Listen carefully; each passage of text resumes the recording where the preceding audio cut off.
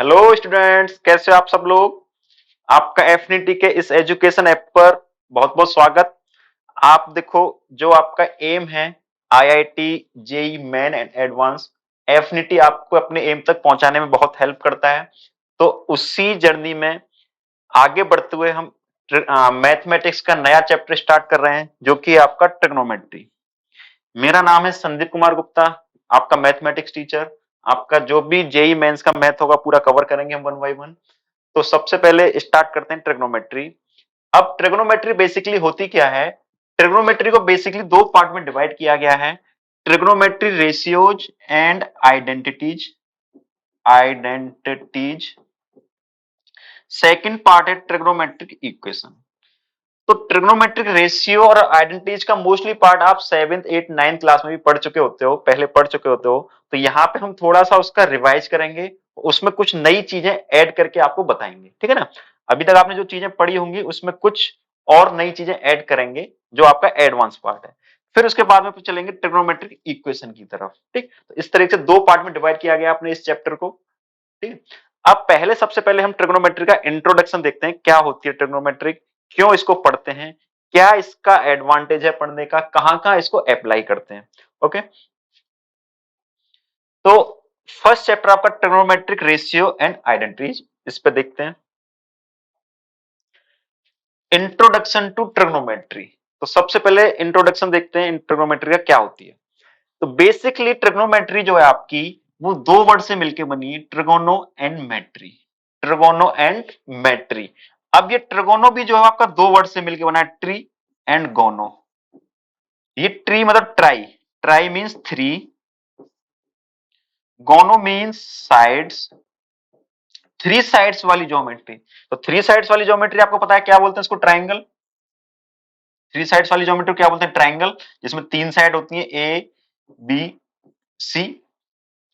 फिर आता है आपका metron, means measurement, means measurement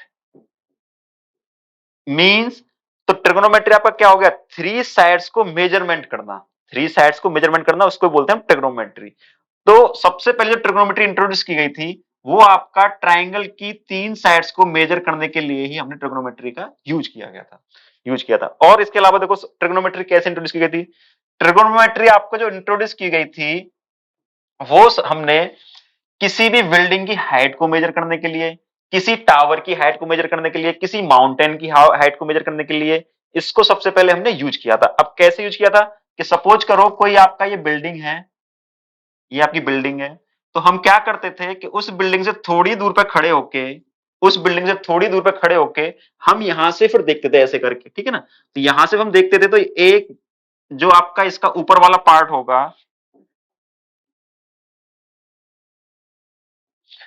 तो ये यहां से आपको ऊपर वाला पार्ट दिखाई देगा। ठीक, जब आप यहां से देखोगे, ठीक, तो ये यहां से जो ऊपर वाले पार्ट का एंगल बनाता था, उसी को हम क्या बोलते थे, angle of elevation. Angle of elevation, ये बोलते थे ना, एंगल ऑफ एलिवेशन। फिर इस एंगल ऑफ एलिवेशन की हेल्प से हमें ये वाली चीज पता होती थी कि हम कितनी, उस बिल्डिंग से कितनी डिस्टेंस पे खड़े हुए हैं। ठीक है, तो ये इसको हम बोलते हैं जनरली बेस या एडजेसेंट साइड। इसकी हेल्प से आप इस एंगल और इस बेस की हेल्प से आप ये वाला हाइट पता करते थे इसकी।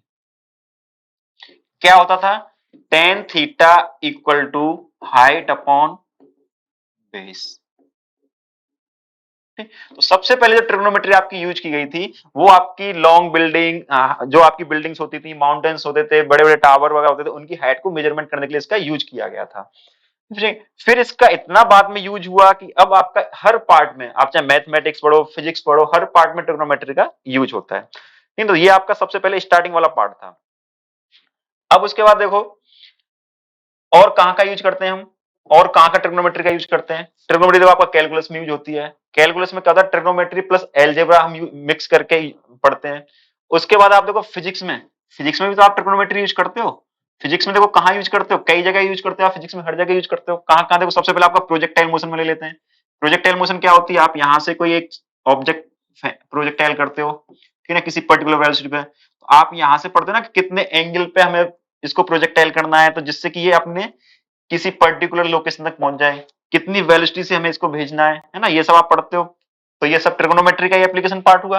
आप देखो एक फ्रिक्शन जब पढ़ते हैं वहां पे ही पढ़ते हैं कि कोई आपका एक इंक्लाइंड प्लेन है, उस पर कोई ऑब्जेक्ट रखा हुआ है, तो ये कितने एंगल पे होना चाहिए इंक्लाइंड प्लेन कि आपका ये ऑब्जेक्ट स्लाइड ना हो नीचे, है ना। अब यहाँ क्या लग रहा हो ना, फ्रिक्शन लग रहा हो, ये फ्रिक्शन फोर्स इसको रोक के रखेगा यहाँ। तो आप पढ़ते हो उसमें कि मिनिमम एंगल कितना होना चाहिए कि ये आपका जो ऑब्जेक्ट है ये स्लाइड ना हो, ये है ना। तो ये सब आपका क्या है, ट्रिग्नोमेट्री का तो एप्लीकेशन पार्ट है। अब देखो ये तो आपका हो गया इसमें। अब रियल लाइफ में देखते हैं, रियल लाइफ में हम कहां पढ़ते हैं। रियल लाइफ में देखो आप एविएशन में पढ़ते हो। एविएशन मींस जो आपकी फ्लाइट एरोप्लेन वगैरह होते हैं, फ्लाइट वगैरह, तो उसमें पढ़ते हो कैसे कि आपकी देखो विंड किसी पर्टिकुलर स्पीड से फ्लो कर रही होती है और किसी पर्टिकुलर डायरेक्शन में फ्लो करती है विंड। अब कोई हमारा मान लो एरोप्लेन हमारा उड़ रहा है, ठीक है ना, वो किसी एक डायरेक्शन में उड़ रहा होगा। तो अगर क्या होगा कि अगर ये विंड के अपोजिट डायरेक्शन में उड़ेगा तो इसको कम पावर मिलेगी, अगर ये विंड के अलोंग उड़ेगा तो इसको पावर ज्यादा मिलने लग जाएगी।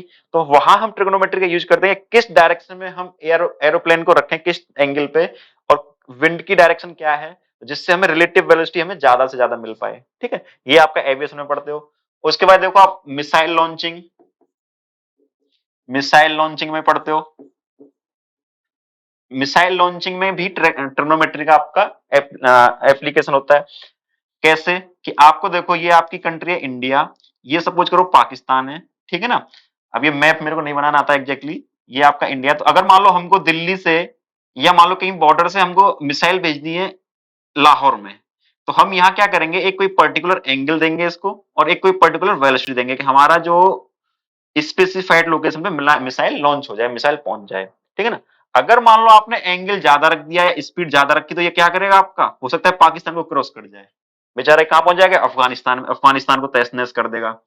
तो इसलिए इसलिए क्या होता है कि आपको अगर ट्रिग्नोमेट्री की नॉलेज होगी तो आप इसको पर्टिकुलर एंगल पे और पर्टिकुलर वेलोसिटी से इसको आप लॉन्च करोगे, जिससे आपकी वो स्पेसिफाइड लोकेशन पे पहुंच जाए। सैटेलाइट लॉन्चिंग में, सैटेलाइट लॉन्चिंग में भी आप ट्रिग्नोमेट्री का यूज करते हो।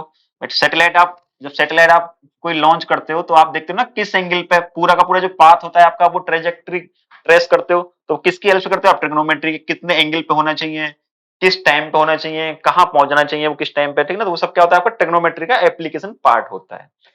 ठीक है, तो आपको समझ में आ गया ट्रिग्नोमेट्री कितनी यूजफुल है आपके लिए। ठीक है ना, तो ये तो आपके एप्लीकेशन हो गए। अब आपके एग्जाम में भी कितनी है, एग्जाम में जो आपका मेंस का एग्जाम होता है, यहां से ट्रिग्नोमेट्री से आपके 2 क्वेश्चन आते हैं करीब करीब, एक मिनिमम 2 तक भी आ जाते हैं। ठीक है, अब ये देखो आपको डायरेक्ट तो 1 या 2 क्वेश्चन मिल रहा है, लेकिन इनडायरेक्टली ट्रिग्नोमेट्री इतनी यूज होने वाली है कि आप फिजिक्स में भी देखोगे, मैथ के अलग पार्ट में भी देखोगे, तो वहां आपको इसका बहुत एप्लीकेशन पार्ट मिलेगा। बिना ये आप ट्रिग्नोमेट्री पढ़े वो चीजें आप सॉल्व नहीं कर सकते, तो इसलिए और ट्रिग्नोमेट्री ज्यादा इंपॉर्टेंट हो जाती है। ठीक, अब अपना स्टार्ट करते हैं बेसिक पार्ट ट्रिग्नोमेट्री का। तो यहां से हमने देखा कि सबसे पहले ट्रिग्नोमेट्री इंट्रोड्यूस की गई थी वो ट्रायंगल की साइड्स को मेजर करने के लिए की गई थी। अब ये ट्रायंगल की साइड तो मेजर की, अब साइड के साथ साथ इसमें क्या आया था, एंगल्स भी आए थे, कुछ कुछ एंगल्स भी आए थे, इन एंगल को भी मेजर किया गया था। अब इन एंगल को जब मेजर किया गया तो जब भी कोई चीज हम मेजर करते हैं तो उसकी यूनिट निकालते हैं, जैसे हम लेंथ मेजर करते हैं तो मीटर हो गया आपकी, वेट मेजर करते हैं तो केजी हो गया। तो ऐसे एंगल मेजर किया, तो एंगल मेजर करने के लिए भी कुछ यूनिट होनी चाहिए हमारे पास। तो ये जो हमने यूनिट निकाली थी, यूनिट क्या है, अलग अलग 3 सिस्टम में इसको डिफाइन किया गया था, 3 डिफरेंट डिफरेंट सिस्टम में इसको डिफाइन किया।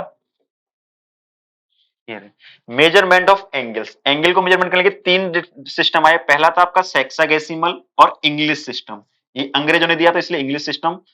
सेंटेसिमल और फ्रेंच सिस्टम। थर्ड आपका circular system. One by one इसको देखेंगे क्या होता है। तो सबसे पहले देखते हैं सेक्सागेसिमल और इंग्लिश सिस्टम, ये क्या होता है। अब इनो इंग्लिश में जो हुआ था आपका एंगल मेजर किया था, तो इसमें मेजर करते हैं हम एंगल को डिग्री में। इसकी जो यूनिट होती है इंग्लिश सिस्टम की वो क्या होती है, डिग्री। अब ये डिग्री क्या होता है, तो सबसे पहले जब हमने मेजर किया तो एक राइट एंगल ट्रायंगल लिया था, राइट एंगल ट्रायंगल। ठीक, राइट एंगल ट्रायंगल ये होता है ना, एक साइड उसकी 90 डिग्री होती है, बाकी 2 एंगल और होते हैं। अब ये राइट एंगल आपको देखो मिलता कैसे है, राइट एंगल आपको ऐसे मिलता है, इधर ले लेते हैं नेक्स्ट स्लाइड पे, कि राइट एंगल या तो आप क्या करो, एक क्वार्टर सर्किल बनाओ। क्वार्टर सर्किल, तो ये आपका जो क्वार्टर सर्किल होता है, ये एक राइट एंगल फॉर्म कर रहा होता है 90 डिग्री, या आप दो कोई लाइन लो और उनको एक परपेंडिकुलर ड्रॉ करो, ठीक है, तो ये जो एक आपका एंगल मिलेगा 90 डिग्री बनाएगा, ठीक है ना, ये आपका क्या होता है वन राइट एंगल। अब इंग्लिश सिस्टम में क्या होता है, जो आपका इंग्लिश सिस्टम है इसको इन्होंने क्या काम किया, इन्होंने एक राइट एंगल को इक्वल टू 90 इक्वल पार्ट में डिवाइड किया, इन्होंने 90 इक्वल पार्ट में डिवाइड किया, ऐसे करके कि इन्होंने 90 इक्वल पार्ट बनाए। तो आप देखो एंगल मेजरमेंट करने के लिए क्या यूज करते हो जनरली, डी या प्रोट्रैक्टर यूज करते हो ना आप, डी या प्रोट्रैक्टर आपका ऐसे होता है, इसमें क्या होता है यहाँ पे देखो जीरो से स्टार्ट होता है, ठीक, ये सेंटर होता है, तो फिर यहां से क्या होता है ऐसे कुछ लाइन बनी रहती है, यहाँ कुछ लिखा रहेगा 10 20 ऐसा करके लगा, तो कहां तक जाता है ये 90 तक, तो आप इससे मेजर करते हो, तो ये सब क्या है डिग्री में। तो इसमें क्या करते हैं कि एक राइट एंगल को 90 इक्वल पार्ट में डिवाइड किया हुआ है, एक राइट एंगल को 90 इक्वल पार्ट में डिवाइड किया हुआ है, तब जाके एक यूनिट बनती है हमारी, ठीक। तो इंग्लिश सिस्टम में क्या किया,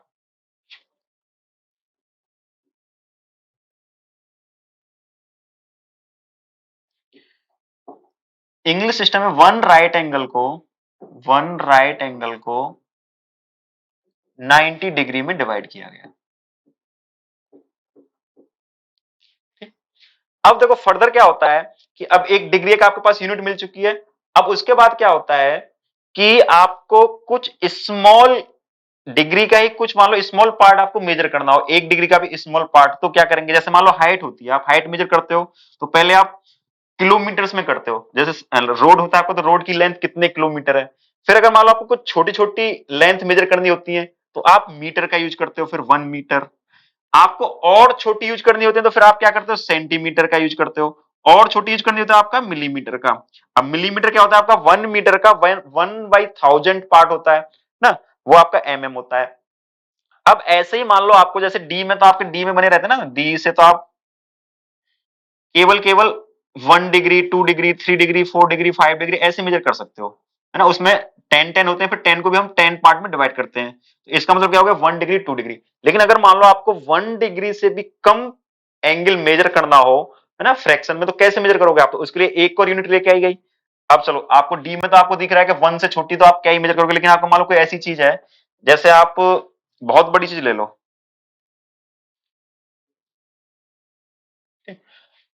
अब आपको देखो इसमें 1 डिग्री कुछ कुछ दिखेगा इसमें यहाँ, अब 1 डिग्री से छोटा पार्ट तो आपको दिख सकता है, ठीक है। अगर जैसे हम मान लो सैटेलाइट लॉन्च करते हैं, तो सैटेलाइट पे अगर मान लो 0.1 डिग्री का भी हमने इधर उधर कर दिया, तो सैटेलाइट की लोकेशन ही चेंज हो जाएगी, डायरेक्शन चेंज हो जाएगी ना, 0.1 डिग्री, 0.1 के हमने अगर मान लो 1 डिग्री का 1/100 पार्ट भी अगर चेंज कर दिया, तो उसकी पूरी की पूरी लोकेशन जाएगी, क्योंकि इतना बड़ा आपका स्पेस होता है, तो अगर आपने जरा सा भी चेंज किया तो उसकी क्या है आपकी डायरेक्शन चेंज हो जाती है। इसलिए हमको क्या होता है फिर डिग्री के भी स्मॉल पार्ट को मेजर करना होता है, तो उसके लिए क्या यूनिट लेके आए, उसके लिए यूनिट लेके आए कि 1 degree equal to 60 minutes, 60 minutes, 1 degree equal to 60 minute, इन्होंने 1 डिग्री को 60 इक्वल पार्ट में डिवाइड किया। फिर अब मान लो आपको 1 मिनट से भी कम एंगल मेजर करना हो, यानी मिनट्स का भी फ्रैक्शन, तो इन्होंने लेके आए फिर 1 minute equal to 60 seconds, 60 seconds, यानी पहले हमने वन राइट एंगल को 90 इक्वल पार्ट में डिवाइड किया, फिर 1 डिग्री को 60 इक्वल पार्ट में डिवाइड किया, उसको 60 मिनट्स बोला, फिर 1 मिनट को हमने 60 पार्ट में डिवाइड किया, उसको सेकंड बोला, ठीक है ना। तो अब आप ये आपके पास में यूनिट मिल गई है एंगल मेजरमेंट करने की। अब बेटा आप कंफ्यूज मत होना कि आप जैसे टाइम के लिए पढ़ते हो ना कि 1 आवर इक्वल टू 60 मिनट्स, वहां 1 आवर इक्वल टू 60 मिनट्स होता है, यहाँ 1 डिग्री इक्वल टू 60, तो ये डिग्री और आवर का कोई रिलेशन नहीं है, ठीक है ना, ये डिग्री आपका एंगल मेजरमेंट करने के लिए यूज करते हो, और जो आपका आवर होता है वो टाइम मेजरमेंट के लिए। इन्होंने जब ये सिस्टम निकाला होगा उससे रिलेट करना किया होगा मिनट्स और सेकंड्स में, लेकिन है दोनों डिफरेंट चीज, ठीक है ना, कहीं आप 1 डिग्री इक्वल टू 1 आवर ले लो तो ऐसा नहीं है, ठीक। तो ये तो आपका हो गया इंग्लिश सिस्टम, तो जनरली आप यही यूज करते हो, आप डिग्री में तो मेजर करते हो एंगल, इंग्लिश सिस्टम आप यूज करते हो। अब आते हैं आपके फ्रेंच सिस्टम पे। फ्रेंच सिस्टम ने क्या किया, अब इसमें देखो क्या प्रॉब्लम आ रही थी डिग्री सिस्टम में, कि आप जब वन राइट एंगल को 90 इक्वल पार्ट में डिवाइड कर रहे थे, 90 इक्वल पार्ट में, अब मान लो आपके पास में वन वन राइट एंगल था, अब हाफ राइट एंगल होगा तो क्या हो जाएगा वो 45 डिग्री, और क्वार्टर होगा तो क्या हो जाएगा आपका 22.5, ठीक है ना। तो आप इस तरीके से कैलकुलेशन आपकी बड़ा फ्रैक्शन में आ रही है 22.5, फिर और हाफ करोगे तो है ना कितना हो जाएगा 11.25। तो इस सब से बचने के लिए, इन सब कॉम्प्लिकेशन से बचने के लिए फ्रेंच क्या लेके आए, फ्रेंच ने क्या काम किया, इन्होंने इन्होंने वन राइट एंगल को 100 इक्वल पार्ट में डिवाइड कर दिया। वन राइट एंगल को 100 इक्वल पार्ट में डिवाइड किया। One right angle equal to 100, उसको बोला इन्होंने gradient. One right angle equal to 100 gradient. तो इन्होंने जो यूनिट लिया एंगल मेजरमेंट की निकाली ग्रेडियंट। अब इन्होंने फर्दर किया तो one gradient equal to 100 minutes. फिर उन्होंने फर्दर किया तो 1 मिनट्स इक्वल टू 100 सेकेंड्स। इन्होंने 100 जैसे हम लेंथ लेते ना 1 metre equal to 100 centimetre, easy calculation के लिए, तो ऐसे इन्होंने किया था, इन्होंने ग्रेडियंट ली थी यूनिट, ठीक है। वहां इन्होंने 90 डिवाइड किया था, इन्होंने 100 में, बाकी सारी चीजें सिमिलर थी। अब बात करते हैं सर्कुलर सिस्टम की। सर्कुलर सिस्टम में कैसे मेजर करते हैं? सर्कुलर सिस्टम में ऐसे मेजर करते हैं कि आप एक सर्किल लेते हो,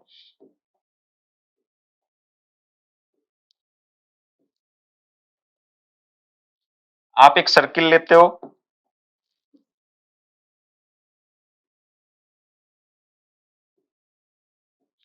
अब क्या करते हैं इसमें कि सेंटर से एक हम, ये आप रेडियस बोलते हो, ठीक है।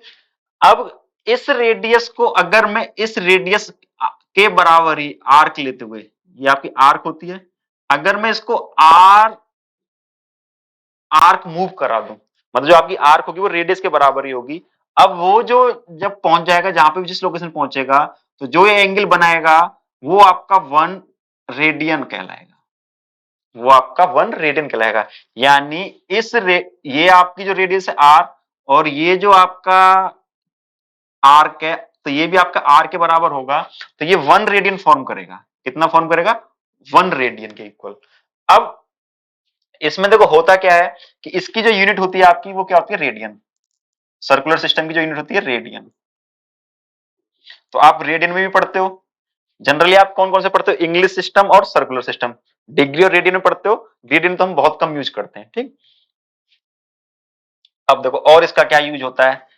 अब इसमें क्या होगा कि ये तो इसकी डेफिनेशन हो गई थी कि अगर आर आर्क होगा वो बनाएगा तो एक रेडियन एंगल बनाएगा। अब आप इसमें तो क्या पढ़ते हो कि ये जो राइट एंगल होता है, एक राइट एंगल, ये कितना रेडियन बनाता है? ये आपका रेडियन बनाता है π/2। वन राइट एंगल जो होता है आपका, वन राइट एंगल, वो आपका कितना बनाता है? π/2 रेडियन बनाता है, ठीक।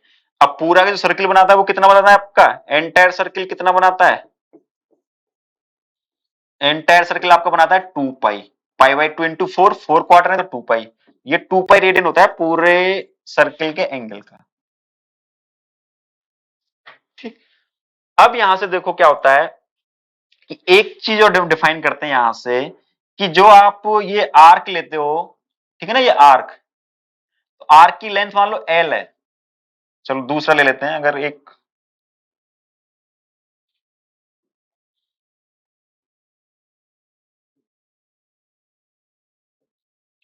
ये जो आर्क है वो एल लेंथ का है, ये रेडियस आर है, ये एंगल आपका थीटा है। तो थीटा इक्वल टू आपका, देखो अभी रेडियन तो क्या बोला था हमने, 1 रेडियन इक्वल टू क्या था? R/R, इसलिए क्या हो गया था 1 रेडियन। अब मान लो आपको थीटा मेजर करना हो रेडियन में, और ये एल आर किसने मूव किया हो यहां से, तो जो थीटा होगा वो कितना हो जाएगा आपका? L/R, L/R। Angle equal to, इसको ऐसे लिखना है, angle equal to length upon radius, length of arc, length of arc, arc upon radius बोले ना, angle equal to arc upon radius.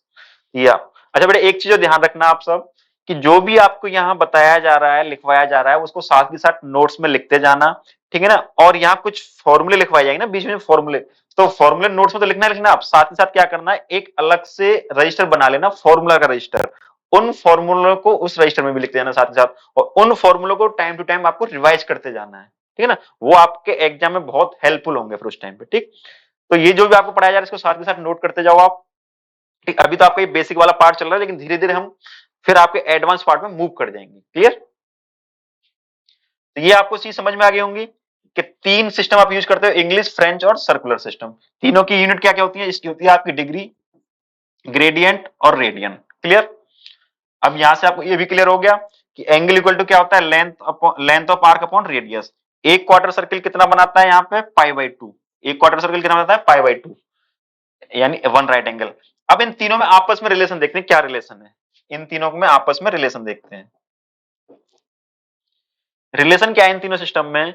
D by 90, क्योंकि उसको 90 इक्वल पार्ट में डिवाइड किया था, G Y 100, R Y pi by two, उसको pi by two angle radian पे हमने डिवाइड किया था। ठीक है ना?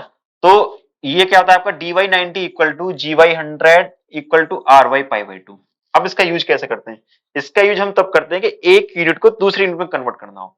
अगर मान लो आपको एंगल दिया हुआ है, आपको एंगल दिया हुआ है 60 डिग्री, आपसे बोला कि इसको आप रेडियन में कन्वर्ट करके बताओ, तो कौन सा फॉर्मूला यूज करेंगे हम? D by 90 equal to R Y pi by two. अब आपको देखो डिग्री में दे रखा है कितना? 60, तो डिग्री आप 60 रख दो यहां, क्या हो जाएगा? 60 इंटू पाई बाई टू 90, कितना हो गया? ये आर में कितनी वैल्यू आ जाएगी इसकी? ये आपका 3 से हो जाएगा तो कितना आ गया? आर इक्वल टू आ गया आपका पाई बाई थ्री। तो यानी 60 डिग्री जो किसके बराबर होता है? आपका पाई बाई थ्री के बराबर होता है। बात समझ में आई या नहीं आई आपको? ठीक, ये क्या होता है आपका? एक यूनिट से दूसरी यूनिट में कन्वर्ट करने के लिए हम इसका यूज करते हैं। अगर मान लो आपको अब दे रखा हो कितना? 2 पाई बाई 3 रेडियन दे रखा है, 2 पाई बाई 3 रेडियन दे रखा है, आप इसको कन्वर्ट करना है किसमें? डिग्री में। तो कैसे आप यूज करोगे? फिर आप ये लगाओगे, अब आर की जगह क्या रख दोगे आप? 2 पाई बाई 3, तो कितना हो जाएगा? D by 90 equal to R की जगह क्या रख दोगे आप? 2 pi by 3 into pi by two. कितना हो गया? पाई से पाई कैंसिल हो गया, टू उधर जाएगा तो कितना हो गया? और 90 भी जाएगा आपका, तो डी इक्वल टू कितना हो गया? 90 इंटू 4/3, यानी 240 डिग्री। 240 होगा या 120, सॉरी 120 डिग्री, सॉरी 120 डिग्री हो जाएगा आपका। ठीक, 2 पाई बाई 3 आपका कितना होता है? 120 डिग्री के इक्वल। तो आप ऐसे यूनिट कन्वर्ट करोगे एक दूसरे से इस फॉर्मूले की हेल्प से। ठीक, ये आपका देखो बेटा वही है, थीटा इज द, अभी जो बताया था आपको, theta is the angle subtended at the centre of a circle of radius R by an arc of length L, then L by R equal to theta. ये आपको बता चुके हैं अभी पहले। ठीक है ना? तो ये आपकी चीज हो गई। तो ये आपका एंगल मेजरमेंट कैसे करते हैं, ये वाला पार्ट हो गया। मूव करते हैं आगे। अच्छा अच्छा, एक एग्जाम्पल कर लेते हैं इसका। इसका जो क्वेश्चन कैसे करेंगे solve? If the arcs of the same length in two circles subtended angles of 60 degree and 75 degree at their center, find the ratio of their radii। अच्छा क्वेश्चन है, देखो क्या पूछना चाह रहा है ये कि दो अलग अलग सर्किल हैं, दो अलग अलग सर्किल हैं और जो उनकी लेंथ है आर की वो सेम है। ठीक है ना? तो एक बना रहा है 60 डिग्री एंगल, एक सर्किल बना रहा है वो 75 डिग्री। तो उसमें बताओ रेडियस का रेशियो कितना होगा? तो देखो ये अगर मान लो 60 डिग्री बना रहा है, ये 60 डिग्री, ये रेडियस है इसकी R1। ठीक है ना? तो अब ये जो आपका आर्क होगी, आर्क की लेंथ सपोज करो L, ये आपकी जो आर्क की लेंथ होगी L होगी। अब एक दूसरा सर्किल लेते हैं। अब ये जो सेंटर होगा ये कितना एंगल बना रहा है? 75 डिग्री। सेम लेंथ होगी, R2 डिफरेंट होगा अब इसका, और एंगल कितना होगा? 75 डिग्री। 75 डिग्री। तो आपसे पूछा है R1 और R2 का रेशियो, तो कैसे निकालेंगे? अभी आपको बताया था ना क्या होता है? Angle equal to arc length upon radius. तो पहले वाले पार्ट में क्या हो जाएगा आपका? फर्स्ट पार्ट में देखो एंगल कितना है आपका? 60 डिग्री। 60 डिग्री को अगर कन्वर्ट करोगे रेडियन में तो कितना हो जाएगा? पाई by three. Pi by three हो गया आपका, इक्वल टू आर्क लेंथ कितनी है? एल। रेडियस कितना है? R1। तो आपको एक इक्वेशन तो यहां से मिल गई। आपको एक इक्वेशन क्या मिल गई? Pi by three equal to L upon R1। तो यहां से R1 कितना हो गया आपका? यहां से R1 आपका आ गया 3L अपॉन पाई, 3L/पाई। अब एक इसमें देखते हैं, इसमें क्या होगा? 75 डिग्री। 75 डिग्री जब कन्वर्ट करोगे आप रेडियन में तो कैसे कन्वर्ट करोगे? 75 इंटू पाई बाई 180। ये बताया था ना अभी आपको, पाई बाई 180 से करते हैं। तो आपका क्या हो जाएगा? ये 5π/12। अब ये 5π/12 आपका किसके बराबर होगा? L/R2। L/R2। तो यहां से R2 कितना आ गया? यहां से R2 आ गया आपका 12L/5π। 12L/5π। 12L/5π। तो R2 आ गया आपका 12L/5π। आपसे क्या पूछा है? R1/R2। तो निकाल दो अब यहां से R1/R2 कितना हो जाएगा? R1/R2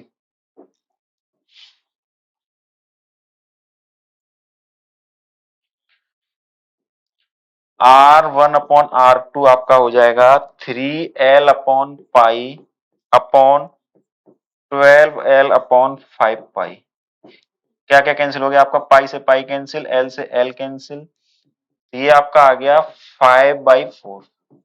5/4 यानी R1 आपका बड़ा होगा और R2 आपका छोटा होगा, यानी जो सर्किल होगा ये छोटा होगा और ये वाला सर्किल आपका बड़ा होगा। क्लियर? तो ये बात समझ में आई नहीं है कैसे सॉल्व किया हमने? ठीक है ना? ये एंगल मेजरमेंट का क्वेश्चन था, इजी क्वेश्चन था। अब देखो टी रेशियो। टी रेशियो क्या होता है आपका? Trigonometric ratio. टी रेशियो क्या होता है आपका? Trigonometric ratio. ये आप पढ़ते आए हो पहले से ही। अब ये ट्रिग्नोमेट्री फंक्शंस भी बोलते हैं इसको, है ना? अब ये होते क्या है टी रेशियो, ट्रिग्नोमेट्रिक रेशियो? आप बचपन से पढ़ते आए हो कौन कौन से? अच्छा, इनका क्यों यूज किया गया था ये आपको बताया था कि ये जो ट्रिग्नोमेट्री तो ट्रायंगल की साइड मेजर करने के लिए। अब ट्रायंगल में कितनी कितनी साइड होती हैं? अगर मान लो ये एंगल थीटा है आपका तो 3 साइड होंगी। अब 3 साइड के देखो नाम क्या क्या होते हैं? एक तो नाम होता है इसको हम बेस बोल देते हैं, जो एंगल से लगा हुआ होता है उसको हम बेस बोलते हैं, या फिर उसको एडजेसेंट भी बोल देते हैं, एडजेसेंट साइड। एडजेसेंट साइड जो इस थीटा के एंगल के अपोजिट डायरेक्शन में होता है तो इसको अपोजिट भी बोल देते हैं, अपोजिट। और क्या बोलते हैं इसको? परपेंडिकुलर, क्योंकि ये इस लाइन के परपेंडिकुलर है, परपेंडिकुलर। ठीक। और जो आपका राइट एंगल के सामने वाली साइड होता है उसको बोलते हैं हाइपोटेनस, हाइपोटेनस। ठीक है। तो इन 3 साइड के दो दो साइड लेके डिफरेंट रेशियो निकाले गए। 3 साइड में से 2 साइड ली और उसके रेशियो निकाले गए, यानी रेशियो ऑफ साइड्स। उन्हीं को बोला गया था ट्रिग्नोमेट्री रेशियो। दो कोई साइड ले लो उसके रेशियो निकालो, उसकी बोलेंगे हम ट्रिग्नोमेट्री रेशियो। अब जरा मेरे को ये बताओ यार, 3 साइड्स हैं और आप दो दो साइड्स लेके करोगे, 2 साइड्स एक बार में, तो कितने रेशियो आएंगे आपके पास में? 6 रेशियो, यानी 3p2 आएगा। तो ये कितना हो जाता है? 6 रेशियो। आपके पास 6 रेशियो मिलने वाले हैं। देखो, perpendicular upon hypotenuse, perpendicular upon base, base upon perpendicular, base upon hypotenuse, तो ऐसे करके आपको 6 मिलेंगे। तो जब 6 रेशियो थे तो 6 ही हमारे पास क्या आए थे? ट्रिग्नोमेट्रिक रेशियो आए थे। कौन कौन से आए थे? सबसे पहला आया था आपके पास में sine theta. Sine theta, sine theta equal to क्या होता है? Sine theta equal to perpendicular upon hypotenuse, यानी P अपॉन H। ये आप पढ़ते आए हो। कॉस थीटा इक्वल टू क्या होता है? Base upon hypotenuse, base upon hypotenuse. Tan theta equal to क्या होता है? Perpendicular upon base. ये ट्रिग्नोमेट्रिक रेशियो होते हैं। ये 3 रेशियो, ये तो ये मिल गया आपको। अब इन 3 का रिवर्स करते जाओगे तो वो भी आपको डिफरेंट रेशियो मिलेंगे। तो उन रेशियो को भी क्या बोलते हैं? उन रेशियो को देखो, साइन का अपोजिट क्या होता है? Cosec theta. क्या होता है? H upon P. कॉस का क्या होता है? Sec theta, H upon B. Tan का क्या होता है? Cot theta. क्या होता है? B upon P. अरे तो आपने याद किए थे ना पहले। कैसे याद करते थे आप? कुछ निमोनिक्स बना के याद करते थे। क्या याद करते थे? कैसे? पंडित बद्री प्रसाद हर हर बोल, ऐसे करते ना, हर हर बोल। यानी perpendicular upon hypotenuse, base upon hypotenuse, perpendicular upon base. फिर इनके उल्टे करते जाते हैं, base upon perpendicular, hypotenuse upon base, hypotenuse upon perpendicular. आपको ऐसे करके मिलते थे, ठीक है ना? तो वो तो याद कर लेंगे। देखो बहुत सारे निमोनिक्स हैं, आप कैसे भी याद कर लेना। लेकिन बेसिकली होते क्या? ट्रिग्नोमेट्रिक रेशियो किसी दो साइड के रेशियो। तो 3 साइड है तो आपको 6 रेशियो मिलेंगे डिफरेंट डिफरेंट। ये होते हैं आपके ट्रिग्नोमेट्रिक रेशियो। ओके, बात समझ में आई आपको? आगे चलते हैं। Basic trigonometric identities. अब बेसिक ट्रिग्नोमेट्रिक आइडेंटिटीज क्या होती है ये इंपॉर्टेंट है, वैसे आपको पता होंगी कुछ तो इसमें से। जैसे ये आपका राइट एंगल होता है, ये थीटा एंगल था। अभी आपको बताया था ये एच, ये बी, ये पी, ये 3 चीज होती हैं। अब इसमें देखो आप पाइथागोरस थ्योरम यूज कर सकते हो। पाइथागोरस थ्योरम यूज करोगे तो क्या होगी? H square equal to P square plus B square. ये तो पढ़ते आए ना बचपन से आप। H square equal to P square plus B square, ठीक है। हाइपोटेनस का square equal to perpendicular square plus base का स्क्वायर। अब यहां से अगर मालूम है, ये अभी जो हमने रेशियो निकाले थे, क्या क्या रेशियो निकाले थे, sine theta, cos theta, tan theta. अगर मैं मान लो यहां से क्या करूं, अरे कहां गया, मैं क्या करूं इसमें, अगर एच स्क्वायर से डिवाइड कर देता हूं, एच स्क्वायर से डिवाइड कर दूं, क्या हो जाएगा यहां से, one equal to P Y H का whole square, B Y H का होल स्क्वायर। देखो अभी आपको ये चीजें बहुत आसान लग रही होंगी क्योंकि आप पढ़ चुके हो पहले सारी चीजें, लेकिन धीरे धीरे कैसे हम स्विच कर जाएंगे अपने एडवांस फॉर्म में आपको पता भी नहीं चलेगा, ठीक है ना। तो बेसिक थोड़ा सा आइडिया ले लेते हैं, फिर अपने एडवांस की तरफ मूव करेंगे। तो देखो क्या हो जाएगा यहां से, one equal to P Y H, अभी क्या बताया था आपको, sine square theta, B Y H क्या बताया था आपको, कॉस स्क्वायर थीटा, यानी क्या हो गया, sine square theta plus cos square theta equal to 1। Okay, अब आप इसको डिफरेंट डिफरेंट फॉर्मूले लिख सकते हो, कैसे, इसको आप ऐसे लिख सकते हो, sine square theta equal to 1 minus cos square theta, cos square theta को लिख सकते हो आप 1 माइनस साइन स्क्वायर थीटा। ऐसे करके आप तीन डिफरेंट डिफरेंट फॉर्म में सेम आइडेंटिटी को तीन डिफरेंट फॉर्म में आप लिख सकते हो। तो ये आपको आइडेंटिटी याद ही है वैसे तो, है ना। ऐसे निकालते हैं। अब और कैसे निकालते हैं आइडेंटिटी, इसी ट्रायंगल में आपको अभी जैसे लिखा था हमने, P square plus B square equal to H square. क्या करो इसमें, इसमें आप क्या करो, बी स्क्वायर से डिवाइड कर दो दोनों तरफ। आपको तो रटना नहीं है, समझनी है चीजें, रटनी नहीं है ना। आपको चीज समझने कहां से आती है आइडेंटिटी, वो आपको देखना है। तो आपको देखो बस एक इक्वेशन थी, P square plus B square equal to H square, वहीं से आप तीनों आइडेंटिटी निकालोगे, है ना। P square by B square क्या बताया था अभी, P by B perpendicular upon base tan square theta, ये आपका 1 हो गया। एच बाई बी क्या होता है, हाइपोटेन्यूज अपॉन बेस, क्या होता है, hypotenuse upon base sec square theta. तो एक आइडेंटिटी आपके पास ये आ गई, tan square theta plus 1 equal to sec square theta. अब आप इसको देखो ऐसे भी लिख सकते हो, tan square theta minus sec square theta equal to 1। इसको आप कैसे लिख सकते हो, tan theta minus sec theta, A square minus B square से tan theta plus sec theta equal to 1। अब यहां से आप क्या लिख सकते हो, tan theta plus sec theta equal to 1 upon tan theta minus sec theta. ठीक है, क्लियर। तो ये आपकी एक आइडेंटिटी मिली आपको, दूसरी आइडेंटिटी ये मिल गई आपको। पहली क्या थी, sine square theta plus cos square theta equal to 1, दूसरी आपकी ये हो गई। चलो नेक्स्ट चलते हैं।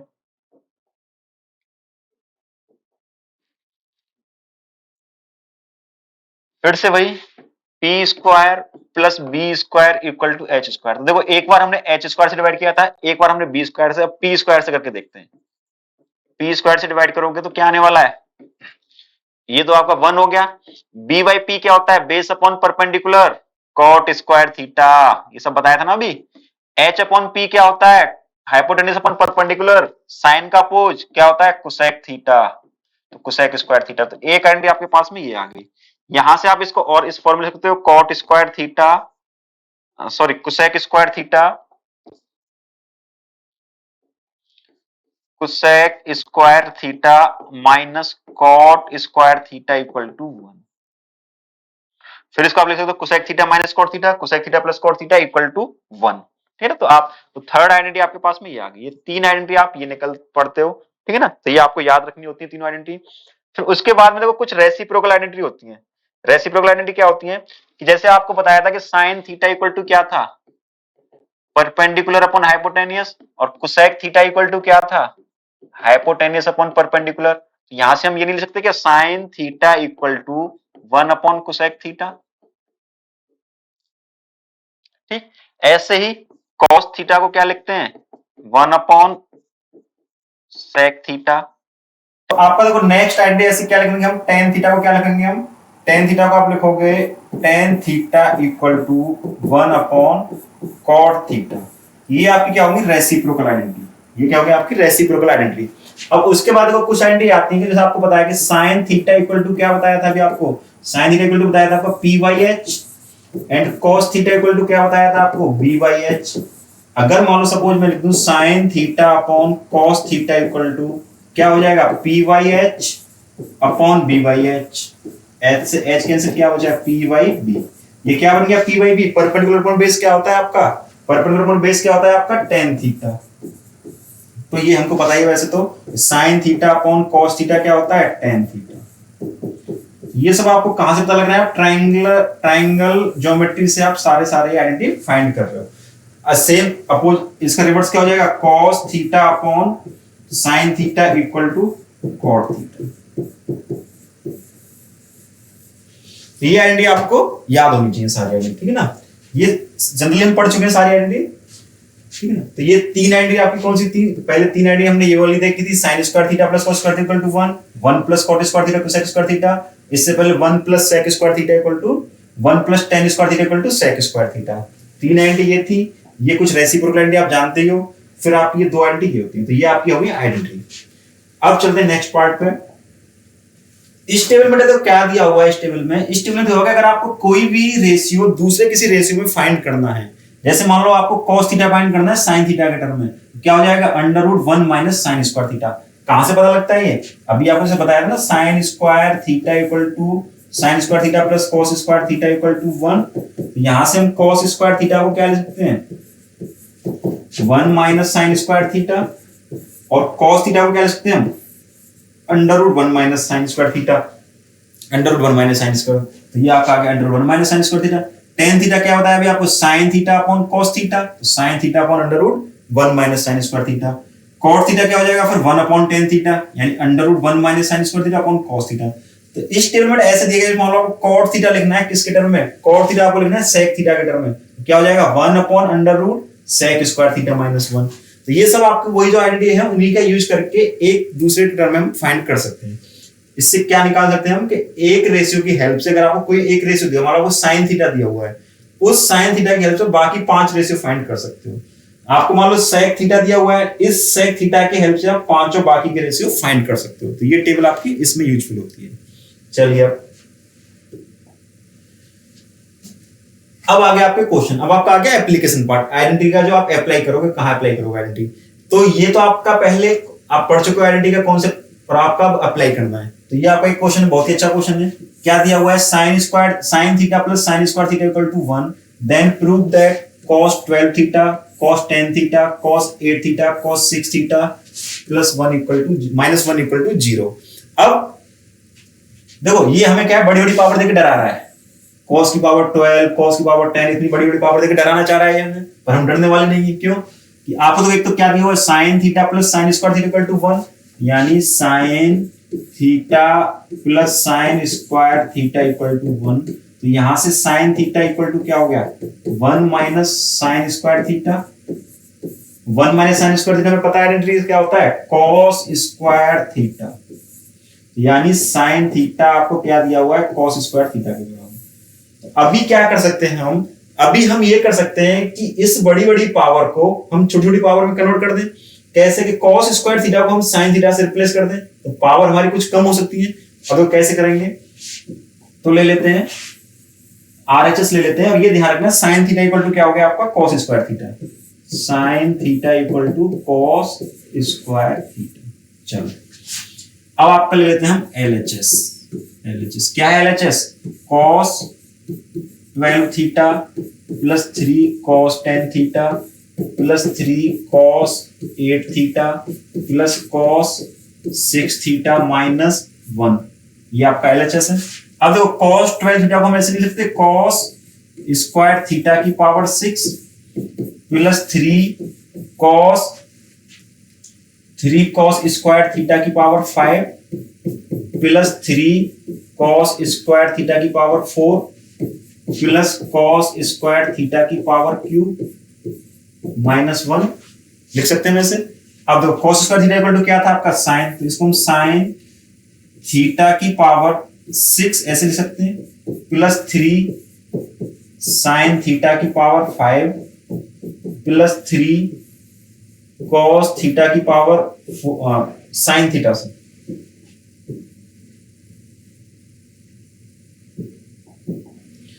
प्लस 3 साइन थीटा की पावर 4 प्लस साइन थीटा की पावर माइनस 1।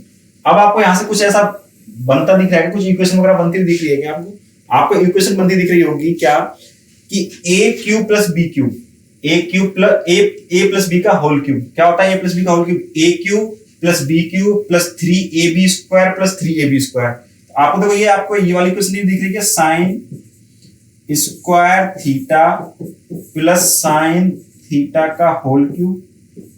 अब जरा खोलो आप, A cube sine 6 theta plus B cube sine cube theta plus 3a square B, 3 into sine square theta into sine theta कितना हो जाएगा? 3 साइन की power 5 theta plus 3ab square यानी 3 into sine square theta into sine theta का square कितना हो गया? 3 sign की पावर 4 थीटा। ये आपको मिल गई वाली इक्वेशन -1।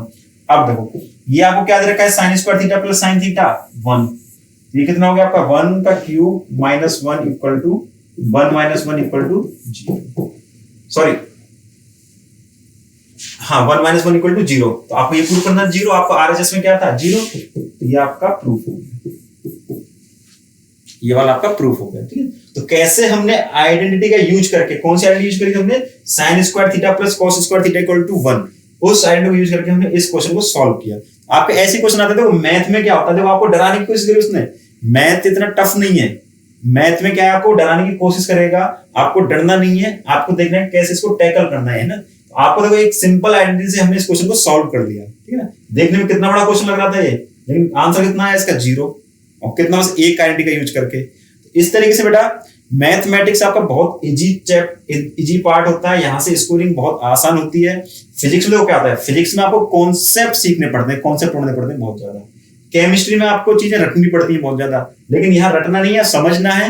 और बहुत लिमिटेड ही आपके फॉर्मूले होंगे, उन्हीं फॉर्मूले की हेल्प से आपको क्वेश्चन सॉल्व करने हैं डिफरेंट टाइम के। तो आपको इसी टाइप के क्वेश्चन की प्रैक्टिस करनी, जो आए हुए हैं कॉन्सेप्ट आपको बता दिया गया, प्रैक्टिस करो ज्यादा से ज्यादा। ठीक है ना, आपको जो क्यूज दी जाएगी उस क्यूज में आप इन्वॉल्व हुई है, क्यूज आप दीजिए। ठीक है ना, आपको टेस्ट सीरीज दी जाएंगी, टेस्ट सीरीज दीजिए और इस तरीके से आपकी प्रिपरेशन को कंटिन्यू रखिए। ठीक है, एक क्वेश्चन और देख लेते हैं इसमें।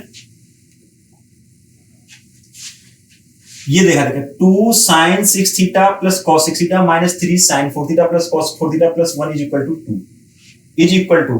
अब आपको देखो ये sin 6 दे रखी है। अब ऐसा तो हमें कुछ पढ़ा ही नहीं अभी तक, हमने सिर्फ क्या पढ़ा है? sin square theta plus cos square theta equal to 1, ये पढ़ा है ना अभी तक हमने।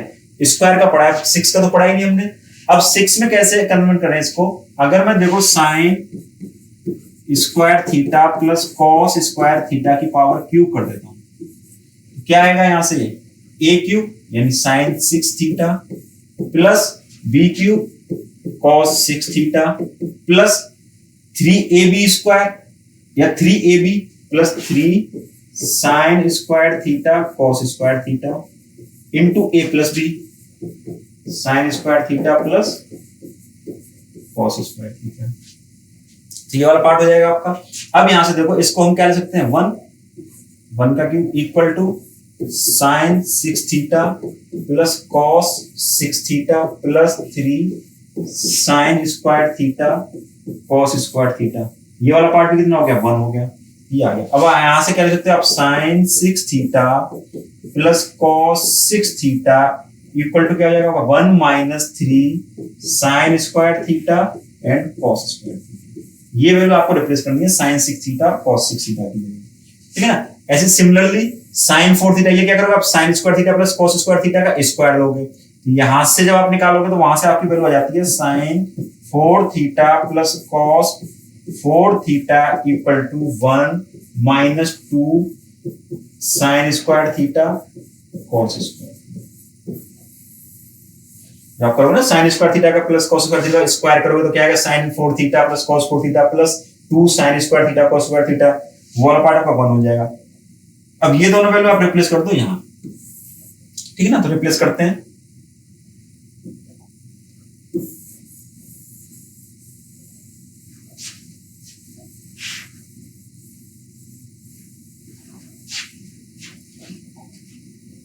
रिप्लेस करोगे तो क्या होगा?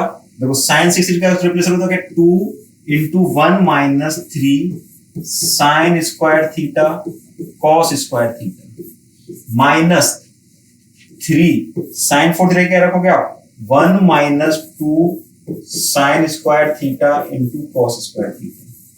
+1, ये आपका लिखा हुआ है। अब ओपन करो इसको ब्रैकेट को, 2 - 6 sin square theta cos square theta -3 + 6 sin square theta cos square theta +1। तो ये आपका उड़ गया, कैंसिल आउट हो गया।